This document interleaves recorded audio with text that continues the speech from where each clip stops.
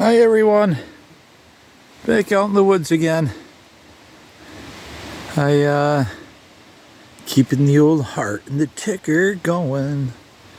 It's a beautiful day, and other than these flies and these horse flies and every other bug out here bugging me, I'm down in my hole and I'm digging. It's a rough one today. I picked a nasty little spot that's been burnt in the past. But sometimes way down in, if you get in here, you'll find an old jug or something that survived. And that's what I'm trying to do, is save stuff.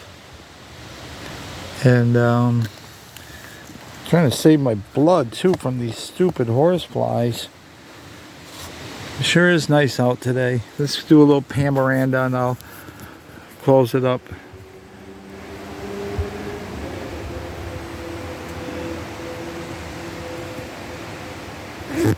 That's me.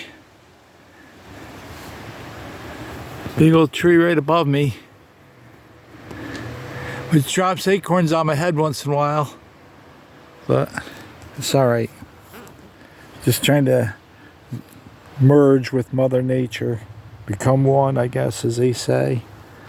Got my knee pads on, and I wish everybody a happy day, because I am. God bless.